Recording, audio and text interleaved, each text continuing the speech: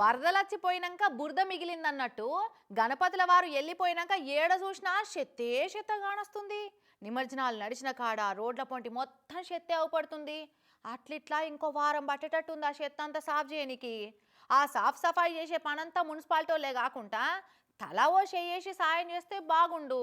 ముంబై జుహూ బీచ్లో గీలి చేసినట్టు. వాన కొట్టి ఎలిచినాక చిత్తడి ఉన్నట్టు వినాయకుల వారి నిమజ్జనాలు పూర్తయినాక ఏడ చూసినా చెత్తే చెత్త అవపడుతుంటది. నిలబెట్టిన కాడ చెత్తే, నిమజ్జనాలు చేసిన కాడ చెత్తేనా. తొవ్వంట పోతుంటే ఏడ చూసినా రోడ్ల పంటి చెత్తే ఉంది.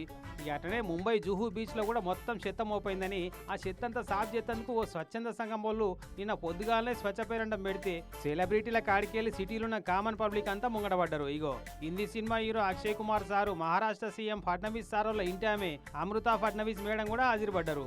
చేతులకు చెత్త అంటకుండా రబ్బర్ గ్లౌజులు దొడుక్కొచ్చి బస్తాలకు బస్తాల చెత్తేరి ట్రాక్టర్లకు ట్రాక్టర్లే నింపిర్రు. అమృత ఫడ్నవీస్ మేడం అయితే గిట్ల చెత్త వారేసి చేతులు దులుపుకుండా అస్సలే మంచిగా లేదన్నట్టు మాట్లాడుకొచ్చింది. और अगर गंदगी का कोई कारण हो और हो रही हो तो उसको साफ करना ये हमारी जिम्मेदारी है और इसके लिए हमें ज्वाइन किया दिव्यज फाउंडेशन को बीएमसी ने, अमित साटम जी ने मदद की और कई ऐसे एनजीओज है जिन्होंने मदद की. అంత బాగానే ఉంది కానీ సర్కస్ నడుస్తుంటే టికెట్ కొని చూసినట్టు ఇట్లా చుట్టూత జనాలు పోగై చూసుకుంటా నిలబడే చిత్రం అనిపిస్తుంది. ఒకరిద్దరు చెత్తేరుతుంటే కతిమూలంతా చూసుకుంటా ఫోటోలు వీడియోలు తీసుడే అస్సలు బాగలే.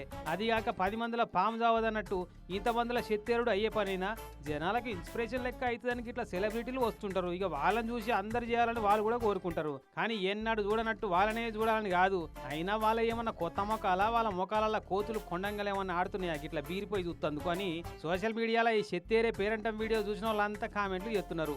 ఎట్లయితే ఒక మంచి పని అయితే చేస్తున్నారు ఈ సెలబ్రిటీలు.